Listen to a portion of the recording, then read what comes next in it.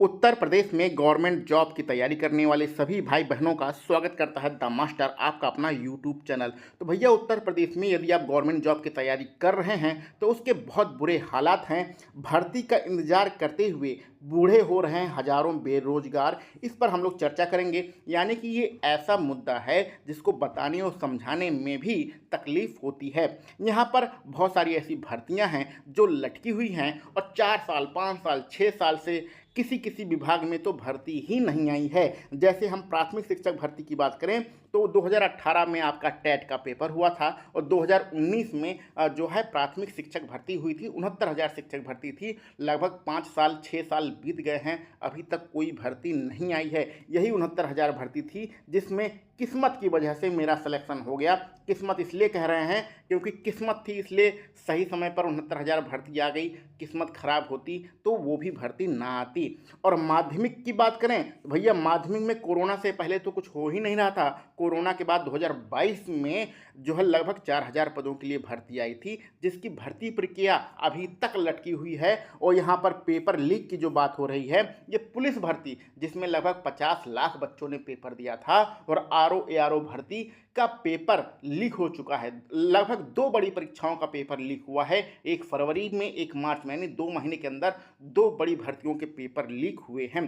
तो यानी कि अगर गवर्नमेंट जॉब की तैयारी आप कर रहे हैं तो आपको मानसिक रूप से तैयार रहना पड़ेगा उत्तर प्रदेश में, क्योंकि यहाँ पर क्या हो जाए कब क्या हो जाए बताया नहीं जा सकता। आप पढ़ने में कितने ही तेज हों, कितने ही स्मार्ट हों, कितने ही ब्रिलियंट हों, लेकिन भैया जब भर्ती ही नहीं आएगी तो आप क्या करोगे।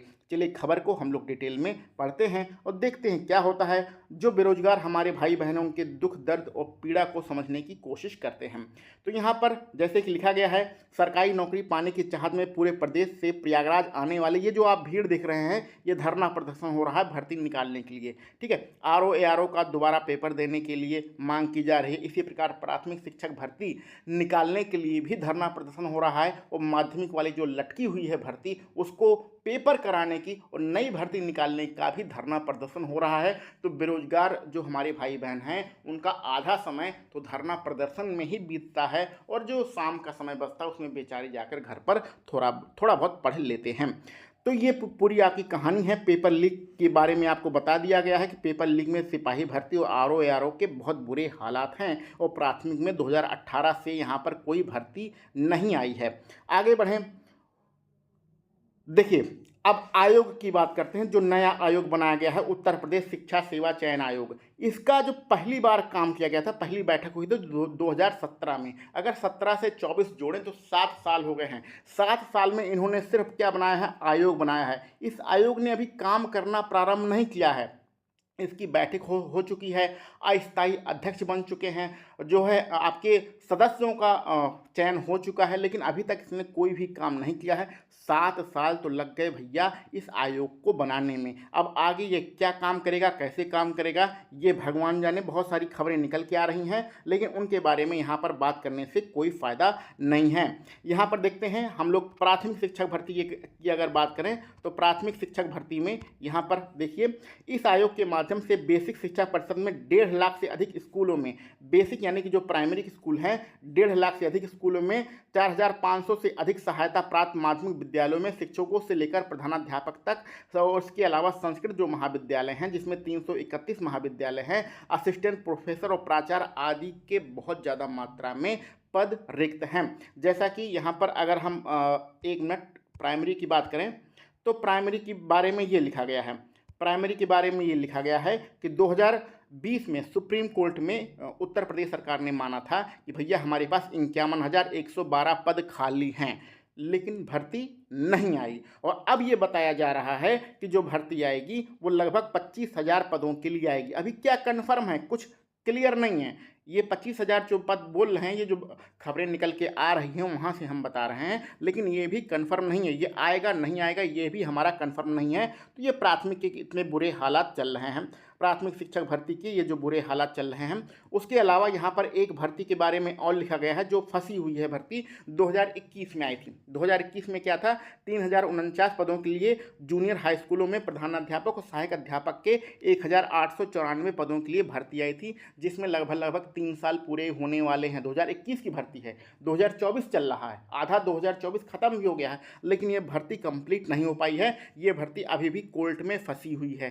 ठीक है, तो ये सारे इनके कार्यक्रम हैं। इसी प्रकार यहाँ पर जो आपके डिग्री कॉलेज है उसके बारे में भी लिखा गया है कि यहाँ पर जो भर्ती है, डिग्री कॉलेज वाली भर्ती है, वो आपकी फंसी हुई है।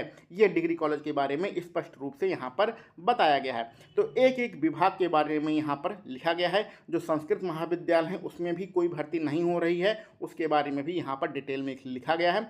अब सारी चीज़ें पढ़ने से कोई यहाँ पर फ़ायदा नहीं है। ये आपके सेवा योजन कार्यालय में जो हमारे भाई बहन बेरोजगार हैं वो पंजीकरण कराते हैं, उनकी लिस्ट दी गई है कि 2019-2020 में कितने लोगों ने पंजीकरण कराया। उस डाटा के आधार पर तो लगभग 10-15 लाख लोग हैं जिन्होंने पंजीकरण करा लिया है, लेकिन भर्ती तो होने वाली नहीं है।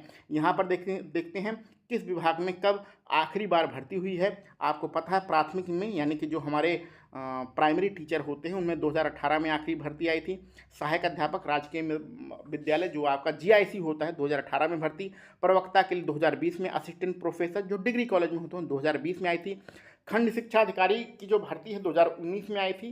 ठीक है, और इसका सिलेक्शन भी हुआ था। तकनीकी सहायक 2015 में, राजस्व निरीक्षक 2015 में, परिवहन ये राजस्व निरीक्षक 2015 में, और लेखपाल का भी भर्ती आई है, लेकिन उसका अभी अंतिम चयन नहीं किया गया है। और परिवहन निरीक्षक की जो अंतिम भर्ती आई थी वो 2017 में आई थी। और इसी प्रकार एडेड कॉलेज में जो प्रधानाध्यापक होते हैं उनकी 2013 में आई थी। वन दरोगा 2018 में, और बोरिंग टेक्नीशियन 19 में, और वन रक्षक 2018 में भर्ती आई थी। तो कुल मिला के ये पूरी जो खबर है इसको आप अगर पढ़ेंगे तो आपका मन निराशा से भर जाएगा।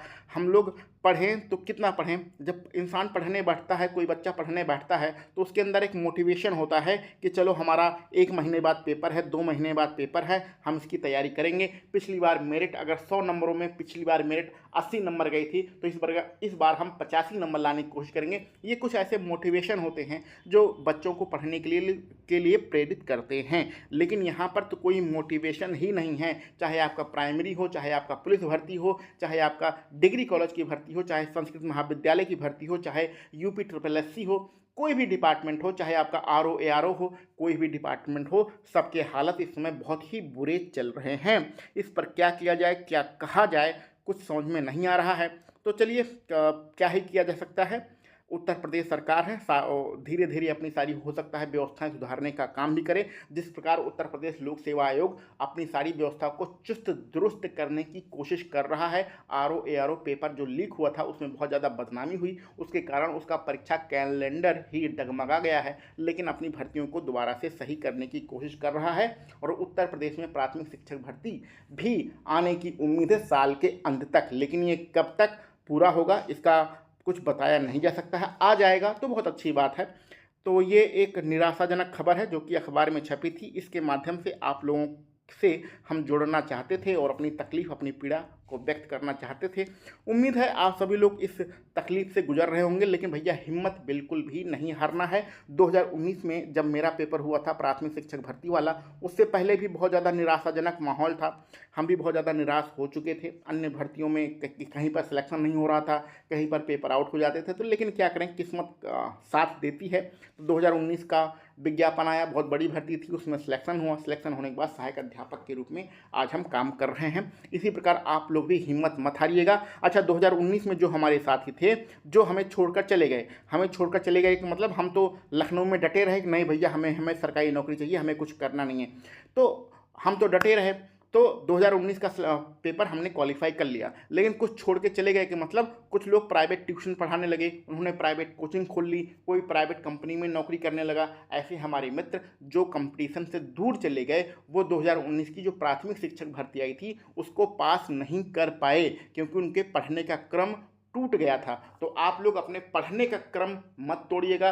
किस्मत कभी भी आपका साथ दे सकती है, कोई भी भर्ती आपके सामने आ सकती है। अगर आपको सारी चीज़ें तैयार रहेंगी, आप उस भर्ती के लिए पहले से ही तैयार हैं तो एग्ज़ाम को आसानी से क्वालिफाई कर लेंगे। नहीं तो मेरे मित्रों के साथ जो हुआ वो आपके साथ भी हो जाएगा।